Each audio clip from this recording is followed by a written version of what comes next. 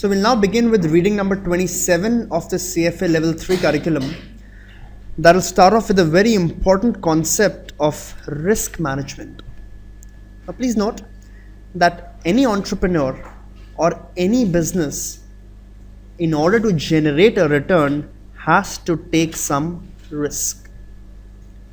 So remember, objective is never to avoid risk or to eliminate risk. Objective is to take the risks that we think we have a competitive edge in, or the risks that we understand better than others, and to eliminate or avoid risks that we don't have a competence in or we don't want to assume. So risk management generally would not be about eliminating risk or outrightly just reducing risk or reducing the business risk.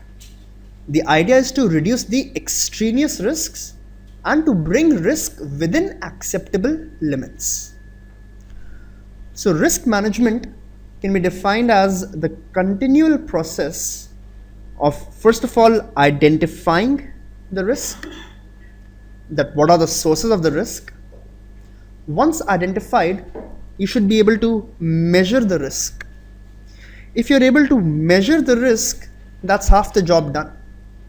So risk that can be measured can be managed. So objective is first to identify risk and then measure the risk, and we'll study various means of doing that. Then set what is the acceptable level of risk or the specific risk tolerance level, reporting the exposures and these tolerance levels to shareholders, and then taking any corrective actions as may be necessary. Please note, this is a continual process, so monitoring and revision of all these aspects is an ongoing process. Now, very importantly, risk governance and the focus on risk management should originate and should always be a priority for the senior management. You must try to evaluate if the senior management is interested and focused on the parameters of risk management. If not, it is very unlikely that the people below them or the people on the ground will have a focus on risk management. So it is the top management that has to drive compliance and risk management. If they are strict, only then will the exercise be fruitful. The top management will also determine the structure of the risk management system. So it can be a decentralized system wherein the responsibility is given to each individual manager or each individual contact point to manage the risk at his contact point. So it will be the teller's responsibility that no bad entry happens. It will be the worker's responsibility that he doesn't goof up, he doesn't use the wrong model, or he doesn't make a mistake. The advantage of a decentralized system is that it will put the responsibility and the efforts of risk management in the hands of individuals that are closest to everyday operations. However, the problem with this approach is that you may end up becoming overly conservative. So if each manager or each trader is asked to manage his risk or not take more than a particular level of risk, then you may be giving up the benefit of correlations or low correlations. So if 5 individuals are each independently managing the risk, then each of them may be too conservative. When in a centralized manner, or if I look at the risk in an overall basis, even if they take slightly higher risk, it may be acceptable, because when he makes a big loss, B makes a big profit. Hence, on an overall basis or an enterprise level, the risk is not that high. This will be the advantage of a centralized system, also called an enterprise risk management system, which better provides a view of how the risks of various business units are correlated. So both have their advantages and disadvantages, but increasingly firms are moving towards centralized risk management systems.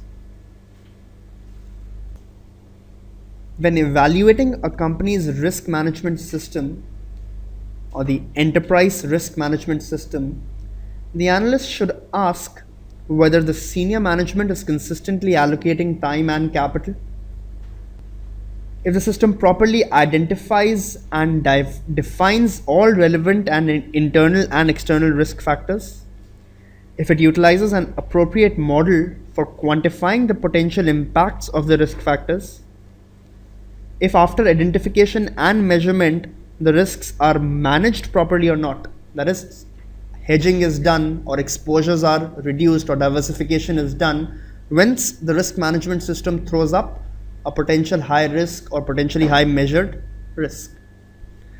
There should be a committee in place to oversee the entire system to enable timely feedback and reactions to any problems. And you must also see that does the risk management system have built-in checks and balances so as to ensure all these other aspects are working as expected. So what do we do when a risk management problem arises, or we find out that our loss has been beyond the limit that we had set, or the movement has been more extreme than what our system had identified or what we had managed for? So our acceptable limit was so much, but actually the loss turned out to be higher in the week or in the day, indicating there was some problem with the risk management system. So if something like that happens, you should first identify the problem and assess the damage and the scale of the damage. You should then try to determine whether the problem is due to a temporary aberration or a long-term change in capital market structure or pricing fundamentals which needs to be accommodated in your model or which needs to be adjusted for by overhauling the model. If it is a temporary problem, then at times the action may be none at all, and you should just report that these Six Sigma events can happen, and if you try to model for these Six Sigma events, then the model will otherwise not be effective. If the problem is deemed a long-term change in fundamentals or comes from within the system itself, then corrective action may be justified. If it stems from a risk factor that was previously modeled incorrectly, then you should revisit the risk model. For example, we were assuming that interest rates will follow a normal distribution or stock returns will follow the normal distribution, but we are now realizing that the asset prices will not or the returns will not move in a normal distribution. The distribution can be more skewed, can be more leptokurtic. Then we should incorporate that new distribution in our risk management model. If the problem stems from a risk factor that was originally identified and priced, management must determine whether to manage the risk or to hedge it. Again, we accepted a particular degree of duration. We accepted a duration of 10 years as appropriate, because to the extent the volatility of interest rates is, a duration of 10 is sufficient and it doesn't create big problems. If you're now realizing that no, actually a 10 duration is too high, then it may be required that using any of the methods that we studied in the previous readings, we bring the duration of this portfolio down from 10 to 8, because 8 is more an acceptable level as we are realizing from the actual movement of interest rates. A problem can also arise from reliance on an incorrectly specified risk pricing model. So there are various ways of measuring the risk. We can use standard deviation as a measure of risk that we have always been using since level 1 and 2. We can use duration, beta, many other sensitivities that gave us a measure of risk of the portfolio.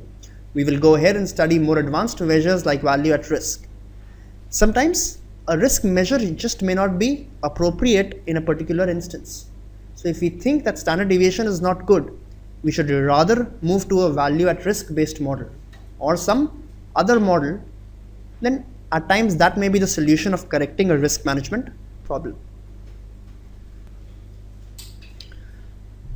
So we'll now do each of the steps in more detail. The first step in the process of risk management was the identification of risk. So let's try to understand what are the various factors and various sources from which we can have a loss or from which a risk can arise.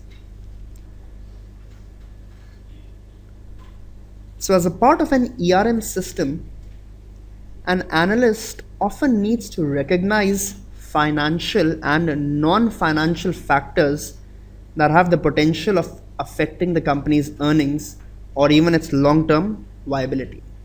So remember, financial factors will always be external to the company and they will come from the movement in financial markets, or they will be dependent on the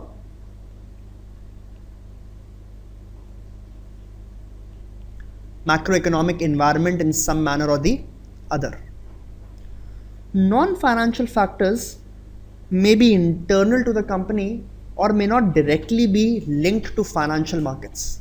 So these risks can play out even if the economy otherwise is normal, or even if there is otherwise no big movement in interest rates or currencies. So some specific risks that must be monitored include market risk. So market risk is generally a financial risk. So this comes from macroeconomic factors that can affect the firm or affect the investments of the firm. For example, movement in interest rates, movement in exchange rates, movement in equity or commodity prices are all examples of market risk that the firm faces. Liquidity risk is also a financial risk. This is our inability to sell the position or to liquidate a position because of bad economic environment, or the fact that we have to sell an investment at less than fair value because there is no buyer. So this is the possibility of sustaining significant losses due to the inability to liquidate a position quickly at a fair price, especially after the financial crisis of 2007 2008, and our analysis of other financial crises in the past made us realize that all our market risk calculations and war calculations and other risk calculations that were done during good times can further fail during bad times because of an extra element of liquidity risk. So now more than ever, risk managers are increasingly incorporating liquidity risk and losses due to adverse liquidity in their calculation of worst case loss or measurement of risk. Credit risk is the risk of default of a counterparty. So this is when somebody else reneges on his obligation. It's also categorized under financial risk. It's not in your hands. This is when an outside counterparty fails to honor your obligation. So if you'd given somebody a loan, he refuses to return the loan. If you had entered an OTC derivative contract and you were in a gain and the counterparty is unable to fulfill its obligations, will all be examples of credit risk. We'll study this in more detail in slides to come.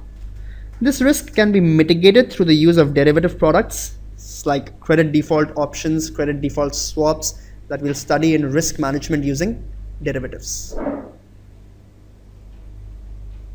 As important as financial risks, equally or if not more, are the non-financial risks which also we must understand.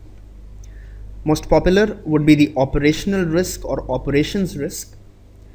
This is the potential for failures in the firm's operating systems, including the risk management system itself. Basel defines operations risk as the risk from failed people's, processes, or external events.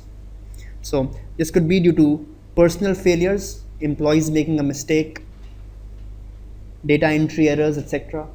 It could be technological or mechanical failures, or it could be other problems like natural disasters. So a tsunami coming, an earthquake happening are all examples of operational risk. Model risk is another non-financial risk. So this says that models are only as good as their construction. So if your employees or if your teams have not constructed good models, then of course you will be having a loss or your risk management will not be adequate. Sovereign risk is the risk of a country defaulting. This has elements of financial risk, that is, if generally the state of the economy is bad, GDP growth is bad, current account deficit is high, debt is high, the country just may not be able to service its debt. So that's a financial angle to sovereign risk, that a country is not able to service its debt. It has some non-financial components as well. which relate to the willingness of a government to repay. So government is able to repay, but for some reason does not honor the obligation to another country or to other counterparties. So that's another risk that you should be careful about, especially if you're investing in other countries. Regulatory risk is the risk that portfolios can fall under different regulatory bodies or with different regulatory actions. So often financial markets and various institutions will be regulated by different bodies, and if those bodies take any adverse action, that can also cause a loss. Other non-financial risks include political risk, tax risk, accounting risk. So accounting risk comes if an unfavorable new accounting guideline comes that all the companies have to follow, because of which profits are reduced or because of which the company doesn't look in such a good light and the stock price is reduced, etc. Legal risk is the risk of some other counterparty filing a lawsuit against the company and the company having to make big payouts on account of that lawsuit. So this will complete the first step of the risk management process, that is identifying the risk. So risk can come from all these sources depending on our business and our model. Some risks may be more relevant for us, other risks may be less relevant. As a risk manager, that is the first thing that you will do. You will identify the various potential risks. Once again, market risk, as we studied, is the change in the value of an asset due to change in interest rates, exchange rates, equity prices, or commodity prices. A lot of time, portfolios are benchmarked to a particular index, the S&P 500 or the commodity indices that we studied in alternative investments, or the fixed income benchmarks that may be available by different providers. If the portfolio is benchmarked, then often a better measure of market risk is the tracking error or the active risk. So generally, to measure market risk up till now, we calculated the standard deviation of the portfolio. So standard deviation was a measure of market risk. Higher the standard deviation, higher the risk. In the case of benchmarked portfolios, the absolute standard deviation may not be a very good measure. A better measure of the risk would be the volatility of returns over and above the benchmark, or the volatility of the active returns. Active returns are defined as the return on the portfolio minus the return on the benchmark. The volatility of these returns is called the tracking risk, tracking error volatility, or active risk. They all mean the same thing. We can all imagine how this will be calculated. For the last 10 periods, for example, I can see the return on the benchmark and I can see the return that my portfolio gave. The difference would be the active return, and once I have the active returns, I can compute the standard deviation by first computing the variance, that is the average of the squared deviations, and then taking the square root of the variance to compute the standard deviation. This is the tracking error or the tracking error volatility that can be calculated, the volatility of active returns. The manager's excess return or the active return is generally compared to this tracking error or to this historical volatility of excess returns as measured by the active risk. So the information ratio is calculated as the active return divided by the active risk and gives us some indication of the consistency of the fund manager's performance. If this ratio is high, that means the management or the fund manager has been able to consistently outperform the benchmark or provide returns higher than the benchmark. If this year it is high or the active return is high, but the historical volatility has been very high, that in some years he outperforms, another year he underperforms, then the ratio will again be lower. Now, generally speaking, financial risks are easier to measure. Standard deviation, beta, duration, and many other metrics to measure financial risk exist, as we will see in the coming slides. Non-financial risks, for example, the risks of an employee making a mistake, operational risk in terms of failed processes or power outages or earthquakes, etc., are generally tougher to measure as compared to financial risks. So we find that some forms of non-financial risk, for example, operational risk like a power outage, can be anticipated and steps can be taken to avoid or compensate for them. Other types of operational risk, for example, extreme weather, can have dramatic consequences. A tsunami or an earthquake or a terrorist attack are all operational events that can cause big losses or dramatic outcomes. But the possibility of such events is difficult to assess, and so is the extent of the loss. So, most financial risks or non financial risks rather are difficult to measure, therefore, managers choose to buy insurance to protect against these losses. For financial risks, we can hedge them, we can try to reduce them, we can try to keep a capital buffer. That is, so much money I will not invest or I will keep in treasury bonds, so that if I have a loss due to that market risk event or that credit event, I still don't go bankrupt because I have enough reserve. But generally for operational risk events and events like earthquakes, etc., which are difficult to assess and analyze, we prefer to buy insurance rather than keep a capital buffer or try to hedge them in other ways.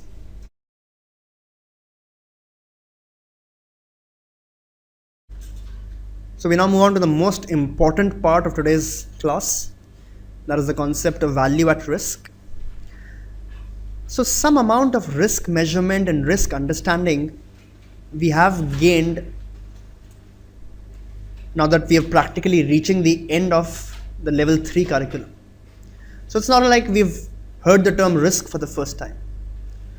We understood risk as standard deviation. We understood risk as the beta of a stock. We said if beta is high, that means the risk is high. If the market goes up by 1%, the stock potentially can go up by 2%, and similarly if the market falls, the stock can fall by a much higher extent. So up till now, we've been made familiar with concepts like the standard deviation, the beta, the duration of a portfolio, the delta of an option, shortfall risk, that is the probability that the return will be below a given level, etc. The problem with most of these risk measures was that while giving us a good sensitivity, they did not answer the question, how likely is the event? For example, duration told us that if interest rates went up, portfolio will fall by so much.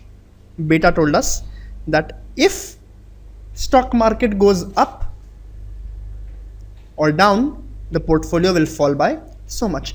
They did not associate the probability of the stock market going up. To assess the true risk of my portfolio, I need the answer in the form, there is a 10% chance that the loss will be greater than $100. There is a 20% chance that the loss will be greater than $5, something like that. A statement like that is more intuitive also, and is a better explanation of the risk of the portfolio than simply saying that the duration of the portfolio is 10. So what we try to do when we derive the value at risk is associate risk with a probability. So value at risk is one of the first measures that will associate risk with a probability, or that will give us the answer in the way that we just described. So VR is defined as the maximum amount of loss over a given time horizon. It's very important. VAR has to be for a particular time horizon with a low pre-specified probability that the actual loss will exceed that value. So this is the amount of loss in a day or in a year or in a quarter that will be exceeded only 2% of the times. 98% of the times the loss will be less than this value. For example, if we say that the 5% 1-day war is equal to $100. What this means is that if I take 100 days, in 5 out of those 100 days, the loss will be greater than $100, and in 95 out of the 100 days, the loss will be less than $100. So the equal to comes with the greater than. So 5 out of the 100 days, the loss will be greater than or equal to $100, and in 95 out of the 100 days, the loss will be less than $100. Similarly, if I define that the 2% monthly war, or you can say 30-day war, is equal to $200.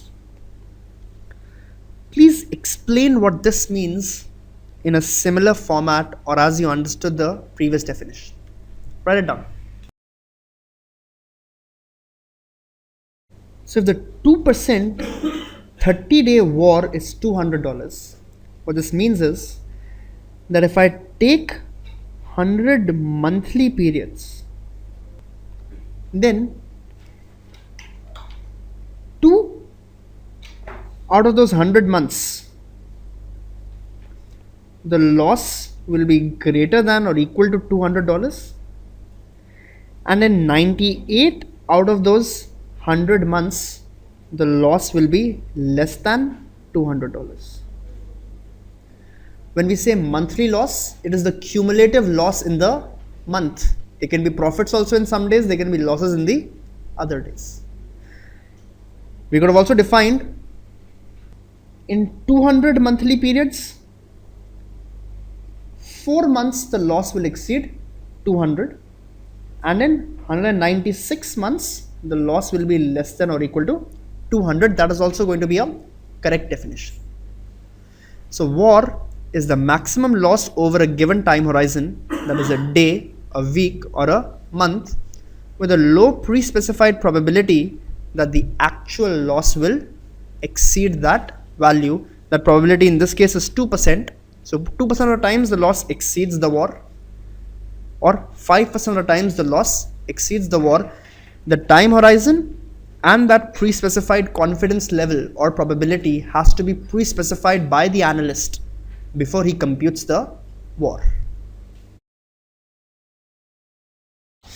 So once again, war is an estimate of the minimum expected loss, or alternatively the maximum loss.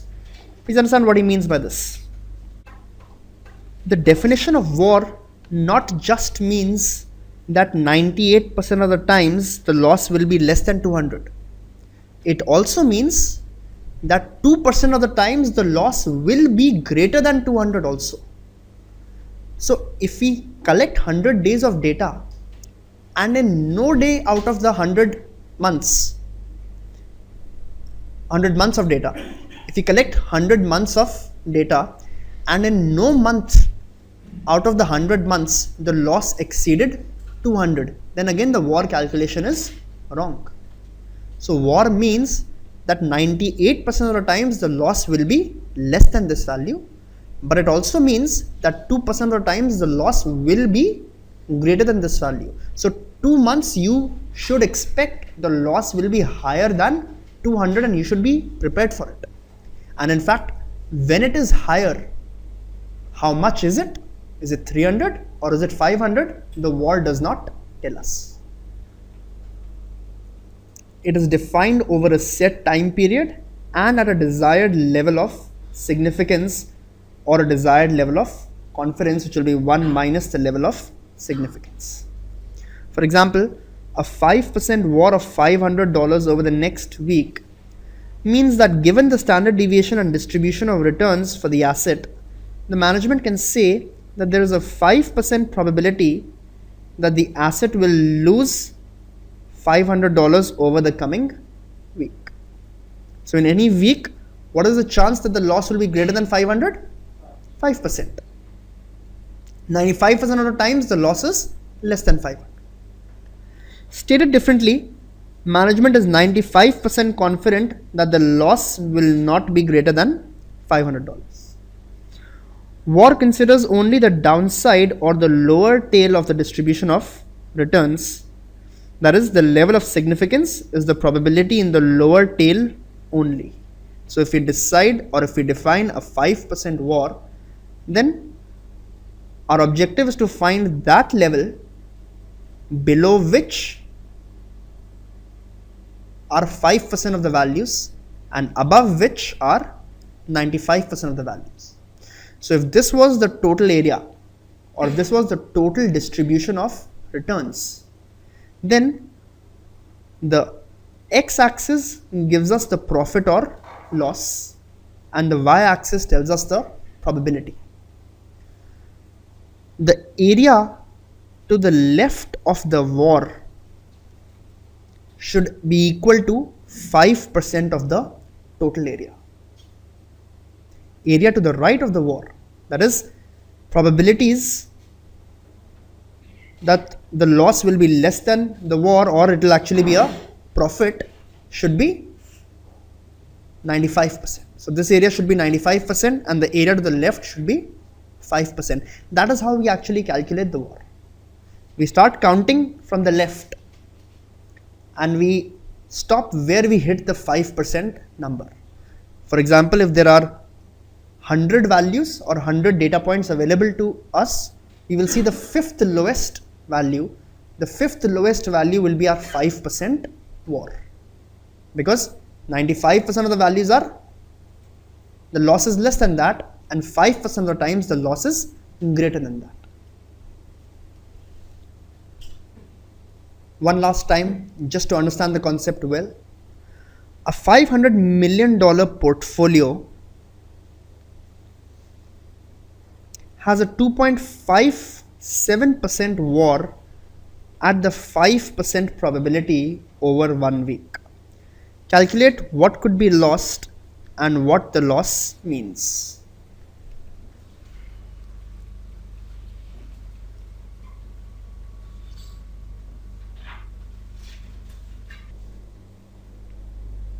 So we can write it in two ways. One, we can say that there's a 5% chance that the portfolio will lose 2.5% or 2.57% into 500 over the coming week. In other words, you can say that if we take 100 weeks, then in 5 weeks out of those 100 weeks, the loss will be greater than or equal to 2.5% of 500.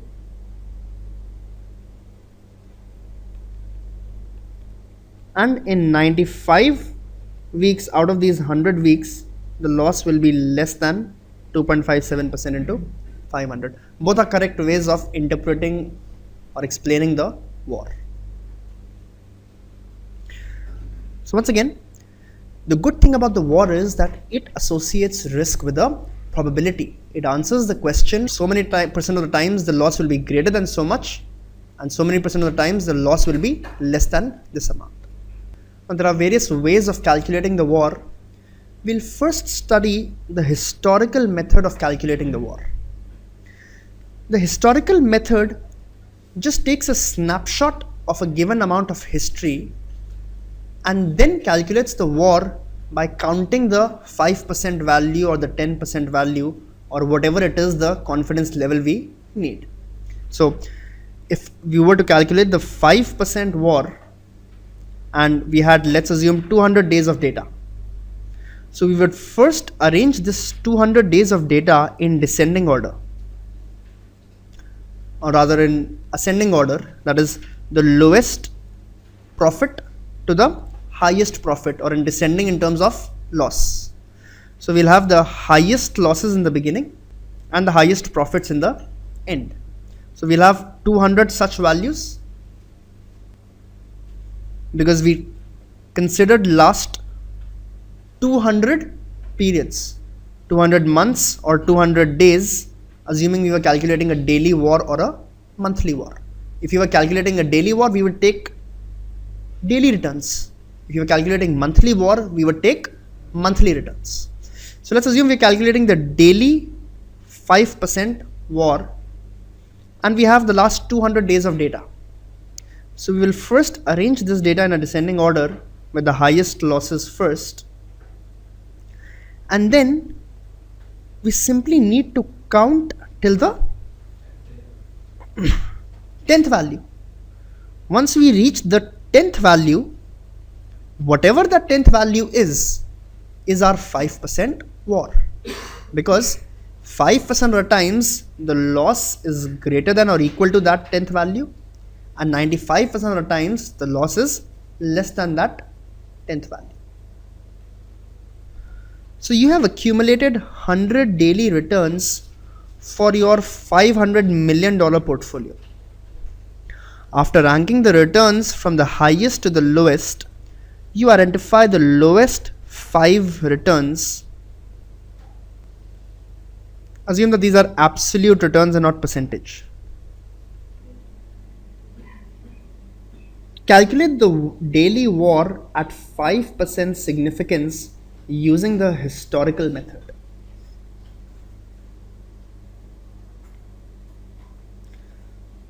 So we see that the returns have been arranged from the highest to the lowest.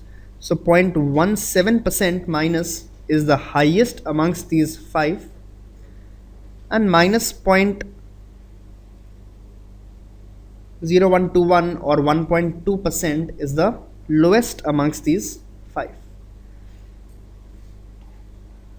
If you had 100 values arranged in this manner, then the 95% war would be the 5th value from the end. Whatever this value is, our loss will be less than this value 95% of the times, and it will be greater than or equal to this value 5% of the times.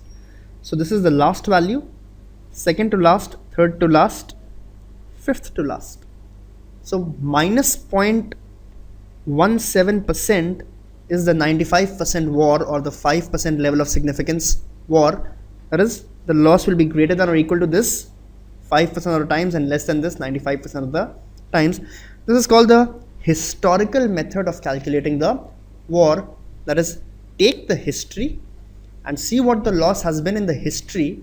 Of course, the assumption is that in the future also history is going to repeat itself, or the loss will not be greater than this value. So that's the big problem with the historical war, that we are assuming history is a good representation of the future. Otherwise, it is a good method. It doesn't assume any distribution. It uses actual return data. It is easy to calculate. It is easy to explain and easy to understand. But the big problem is that the assumption is that history will repeat in the future, or history is a good indication of the future, which may or may not be the case.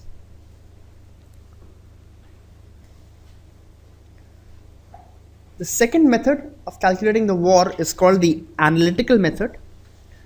This is also called the variance covariance method, or the delta normal method for calculating the war, since this assumes that the returns follow a normal distribution. So this approach does not rely on history. It assumes that the returns can be positive, they can be negative, they will deviate around the mean as given by a normal distribution. Now, if your returns follow a normal distribution, then can you use the properties of the normal distribution to tell 95% of the times the loss will be less than what value, and 5% of the times the loss will be greater than equal to what value, or similarly 1% of the times the loss will be less than greater than what value, or 9% of the times the loss will be less than what value?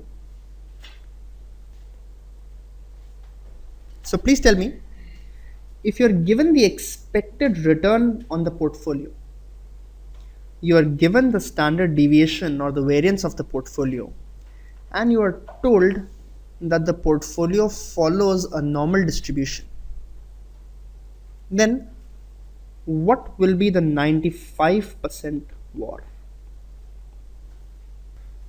At level 1 and level 2, we generally focused on the right hand side of this distribution, and we found out that 95% of the values are less than 1.645 standard deviations from the mean. That is, this area to the left is 95% given a z value of 1.645. The normal distribution is a symmetric distribution. So if 95% of the values were less than 1.645, 95% of the values will also be greater than Rp minus 1.645 sigma. So to compute this value, the value below which are 5% of the values and above which are 95% of the values, you need to go 1.645 sigma to the left of the mean. If the returns and the standard deviation are in dollar terms or in absolute terms, then this will be your answer. If the returns and the standard deviations are given in percentage, then to calculate the absolute VAR amount, you will multiply it with the value of your portfolio. Similarly, if you are asked the 1% VAR, then it would be Rp minus 2.33 into sigma. For a one-tailed test, for a 1% level of significance, the z value is 2.33. That's for a 1% VAR. For a 2.5% VAR or a 97.5% confidence level, this will be Rp minus 1.96 into sigma. You can also remember for a 10% VAR or a 90% confidence level, this will be Rp minus 1.28 into sigma. These standard values you do need to remember. They will not be given in the exam. It will be assumed that you know the values of the Z table or the standard values of the Z table. So just please take a moment and remember all these values given the confidence level. The expected annual return for $100 million portfolio is 8%. The annual standard deviation is 12%.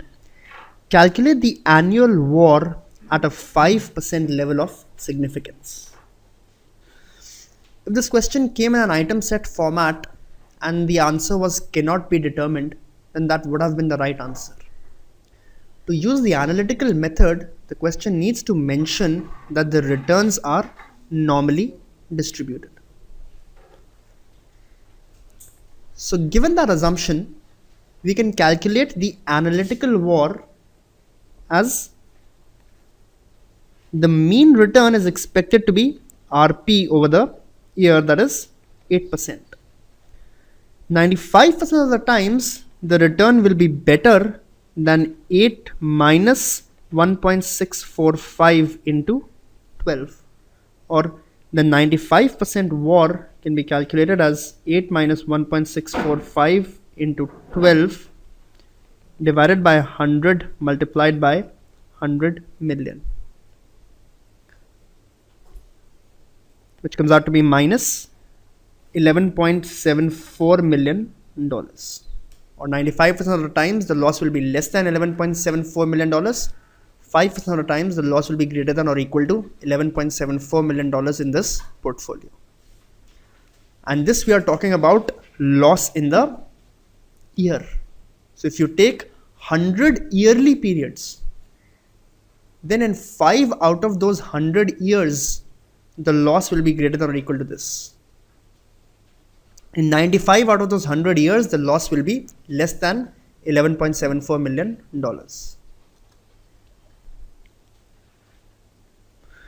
For the previous example, compute the weekly VAR at 1%.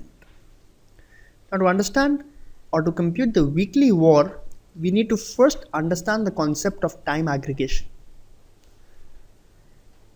So if we assume that the returns are independent and identically distributed, that is, every day in that year the returns had a similar expectation, or the return expectations were similar, then we can aggregate the standard deviation for the whole year from the standard deviation of the individual day, as that standard deviation for the year would be equal to square root of t. In a year there are 252 trading days, so square root of t times the daily standard deviation or the standard deviation in one day. So the annual standard deviation will be square root of t times the daily standard deviation, assuming that the returns are independent and identically distributed. This can easily be proven. If you take the financial risk manager exam at some point, we will prove it there. For the CFA curriculum, just know that the t-day return can be given from the 1 day return as sigma multiplied by the root t. Now using this property, first calculate the weekly standard deviation, then calculate the weekly expected return, and then calculate the VAR. To reproduce data from the previous question, the annual expected return was given to be 8% and the annual standard deviation was given to be 12%. So please note, if you are to calculate the weekly VAR using the analytical method, then we need the weekly expected return or the mean return minus 1. Please note, now it is a 1% VAR. So 1.645 was for 5% level of significance. For 1%, this will first become 2.33 times multiplied by the weekly standard deviation multiplied by the size of the portfolio. So the weekly expected return will simply be 8% divided by 52, that is the total number of weeks in a year. The weekly standard deviation will be the annual standard deviation divided by square root of 52.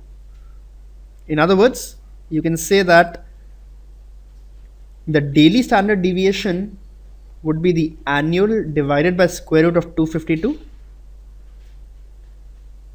and the weekly standard deviation would then be this multiplied by again root 5, since there are 5 trading days in a year. It would again approximately come down to 12 upon square root of 50 or 51. So you can simply do sigma upon root 52 also will approximately give you the right answer. Or the weekly VAR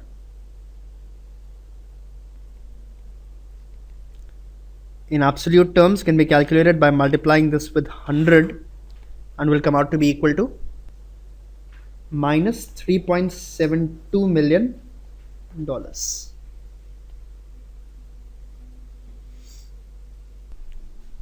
Now the advantages of the analytical method include, first, it is easy to calculate and easily understood like the historical method. It allows modeling of the correlations of the risk.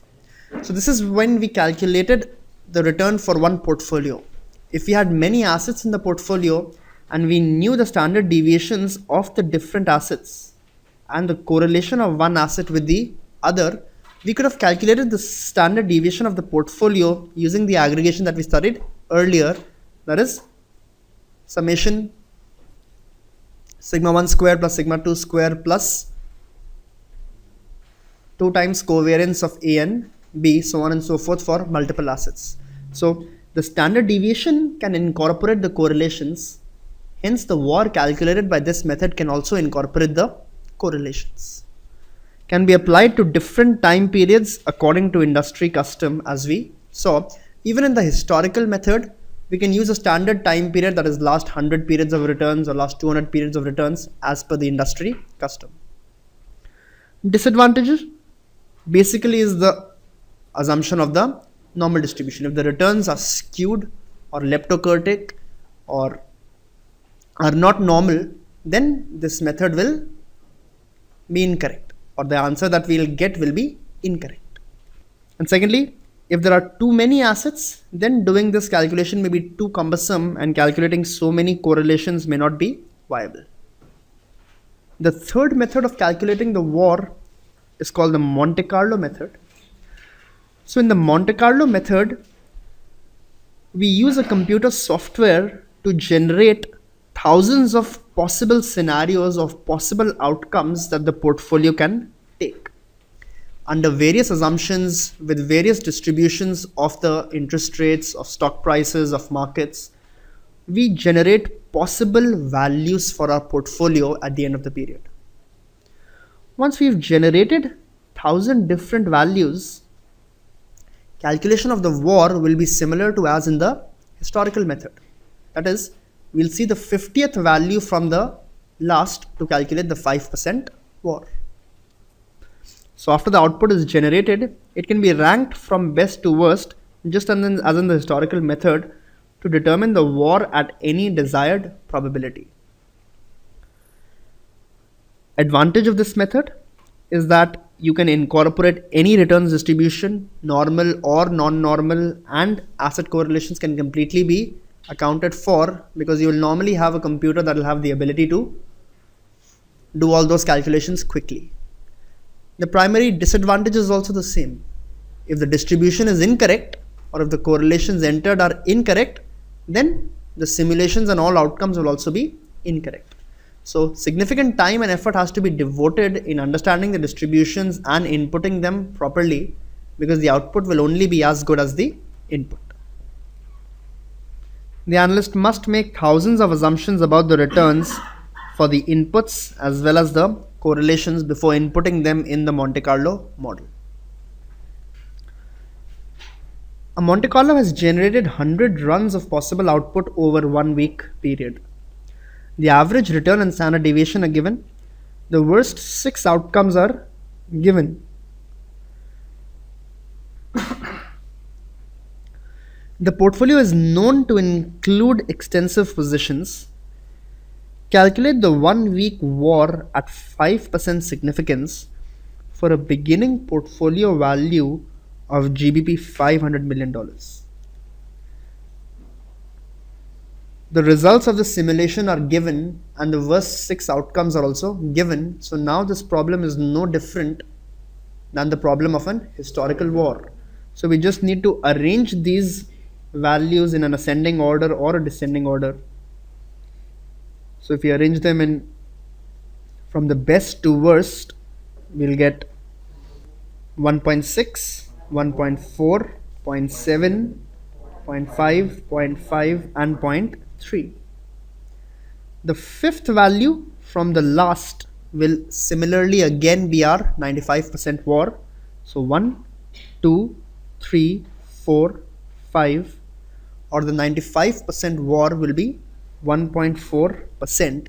That is 5% of the times the loss is expected to be greater than 1.4%. In this case, incidentally, the profit will be less than 1.4% because the strategy is not making a loss at all. So 95% of the times the profit will be less than 1.4% or equal to, and 95% of the times the profit will be greater than 1.4%, and 5% of the times the profit will be less than or equal to 1.4%. We can multiply 1.4% by 500 to get the answer in absolute terms or dollar terms. Now, war has many advantages. First, it links risk with a probability, makes it intuitive and simple to understand. So much percent chance of a so much loss. Secondly, war is interpreted the same across applications. Whether it is a credit related war, whether it is an operational war, whether it is a market war, it will all be interpreted the same. So if a credit war of 5% significance is $100, it means the same thing. That is 95% of the times the credit losses will be less than 500 and 5% of the times the credit losses will be greater than 500. So the primary advantage is the ability to compare the operating performance of different assets with different risk characteristics because war is interpreted the same. So one portfolio may have market risk, credit risk, operational risk. Other portfolio may only have market risk. If we are needed to make a judgment or a distinction between the two portfolios, that is, should we take one or should we take the other, then comparing by other metrics may become difficult. Because if you compare the betas, you would only be comparing the market risk. Whereas the other portfolio has credit risk also as well as operational risk also that this portfolio doesn't. If we compare the war, then war is interpreted the same. Combining all risks, 95% of the times this portfolio will lose less than so much and 5% of the times this will lose more than so much. So then war can be used in such applications. Again, war is well understood and well used among the finance community. That's another advantage of using this as against other risk measures. That said, there are many limitations or disadvantages of using war as well. A lot of the war methods like the Monte Carlo simulation are not very simple to explain and can be relatively expensive. Even an analytical method or the delta normal method, we need to understand or estimate the correlations amongst the variables, which may be many, before we can calculate the war. The war does not tell us anything about the worst case loss. It only tells us that 5% of the times the loss will be greater. When greater, how much can it be? War says nothing about. Hence, war may need to be complemented with other risk measures that give us some indication of the worst case or the extreme case loss also.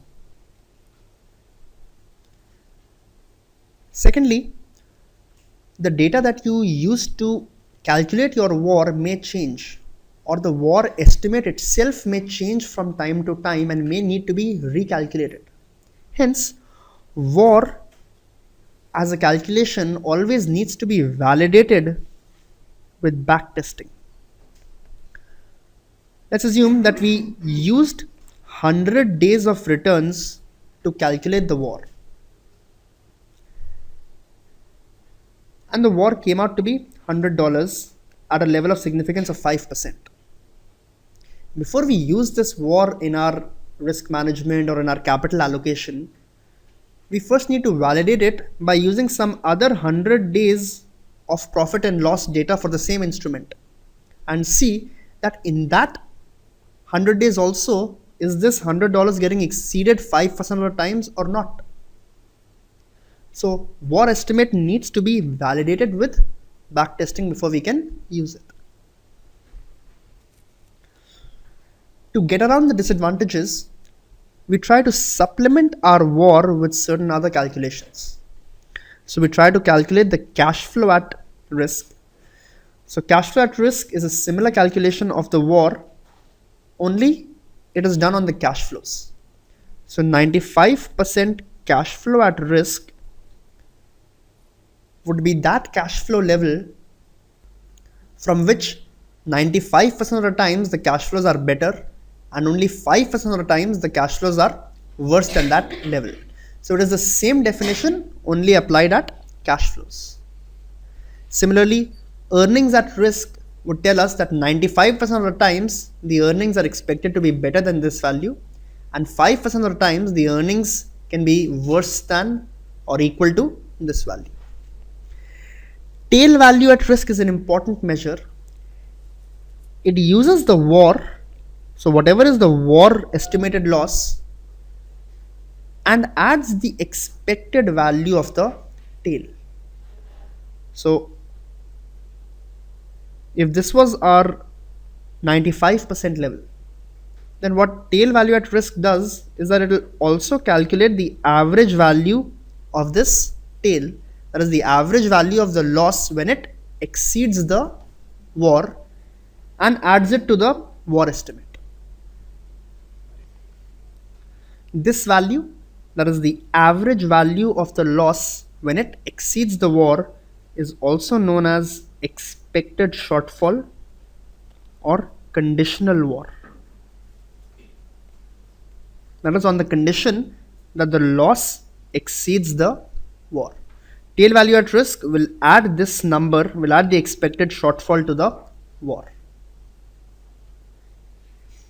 Just like we calculated VAR for a portfolio, we can calculate it for credit risk, we can calculate it for operational risk also. That is, from operational events, 95% of the times the loss will be less than this, and 5% of the times the loss will be greater than this. Very importantly, any VAR calculation must be supplemented with stress testing. As the name suggests, stress testing stresses the various variables or various inputs on which the value of our portfolio depends, and tries to see that in that stressed scenario, what is the value of the portfolio or what is the possible loss. So stress testing measures the impact of unusual events that might not be reflected in the typical VAR calculation. So it can take two forms, that is scenario analysis and stressing models. Scenario analysis is used to measure the effect on the portfolio of simultaneous movements in several factors to measure the effects of unusually large movements in individual factors. So we will assume that interest rates go up by 3%, stock market corrects by 20%, and the currency also depreciates 10%, and consider that as scenario 1. Similarly, we'll construct a scenario 2 where we'll have different assumptions for the various factors that affect our portfolio and see how the loss profile looks under various scenarios. Potential weakness in any scenario analysis is the inability to actually measure byproducts of major factor movements. Especially if 3% is the movement in interest rates, then you can't just use a duration estimate. You must also account for convexity. And if there is a 20% downward move in the stock market, then probably liquidity would have also dried up. So it's not like at a 20% lower level you'll easily be able to sell. When you go out selling, there will probably be a further deterioration in value, because not only is there a fall in value, but there's also a drying up of liquidity. Or the inability to include the effects of simultaneous adverse movements in risk factors into our portfolio and to calculate the value of the portfolio. Other stressing models include factor push models, maximum loss optimization, and worst case scenarios. In a factor push model, the analyst will deliberately push factors to the extreme one by one and measure the impact on the portfolio. So as interest rates keep moving up, or currency keeps depreciating, or stock market keeps falling, what will be the impact on our portfolio? Maximum loss optimization involves identifying the risk factors that have the greatest potential for impacting the value of the portfolio and then moving to protect against those factors. So if the portfolio is most sensitive to interest rate changes, then we may want to reduce the duration to whatever is an acceptable level. Worst case scenario, the analyst simultaneously pushes all factors to their worst cases to measure the worst case for the portfolio. So stressing, maybe a stressed situation may or may not be worst. In a worst case model, we actually try to estimate what is the worst possible movement and then see the value of a portfolio in the worst case. Again, the only thing we should be careful about is that the inputs are correctly specified. Worst case actually is the worst case, and we are not biased by any past events or any psychological factors when we are considering or we are constructing our stressed models.